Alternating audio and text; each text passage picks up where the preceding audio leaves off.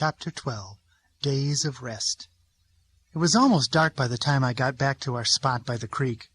I pulled myself slowly and painfully from the water and crawled toward the hollow log that I claimed for my home.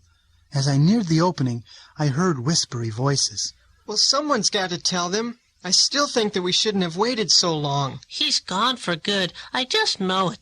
There's no way he could survive that. We should have talked to his folks long ago. Waiting around won't help a thing. But we had to wait and see if he would come back. It would take a miracle. Well, miracles do happen sometimes. I'm not saying that a miracle couldn't happen and he could come back. What I'm saying is that his folks should be told that he's missing. They might know about something that could be done to look for Pogo that we haven't thought of. I think we're wrong not to have told them. We went way down the stream, and we didn't find a trace of him. That tree will carry him clear to the ocean. We just have to face it. Pogo is gone. We can't give up yet. We'll go look for him again when it's morning. But we can't let it go any longer without telling his folks. Flip is right. We have to tell his folks. I was beginning to enjoy the whole thing. Here I was, attending my own funeral, so to speak. There were my friends on the other side of my log mourning me, and me not even dead yet. He wasn't such a bad guy.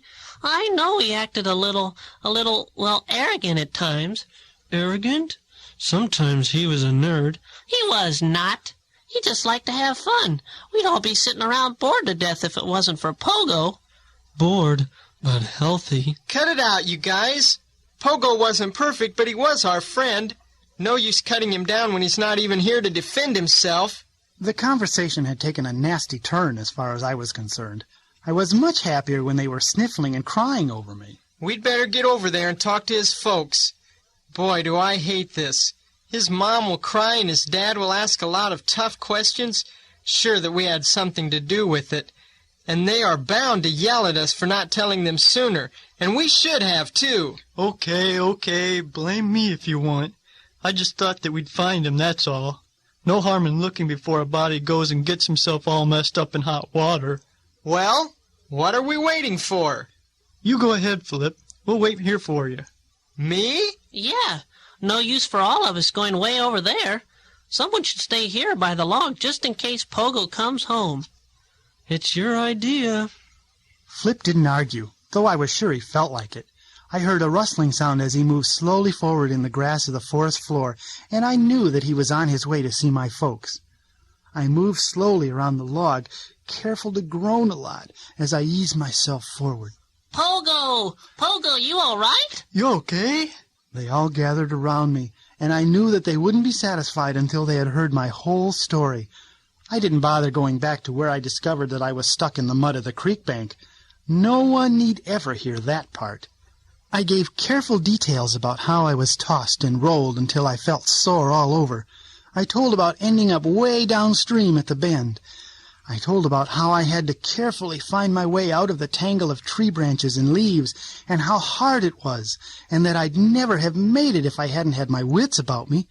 Then I told about the long, slow swim back home, with one leg nearly broken and all the others hurting with each stroke that I took. Shall we go get your folks? No, don't say anything to my folks.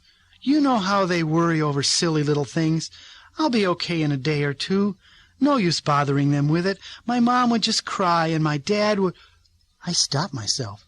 I was about to repeat the very thing that I had heard Flip say a few minutes before, and I sure didn't want the fellas to know that I had been listening. We'll look after you, Po. Don't you worry none. We'll stick right with you until you're feeling fine again. They did, too. I didn't even have to stir to go get my breakfast. They brought it right to me. They brought me anything else that I wanted, too. Oh, I guess I kept them pretty busy for a few days.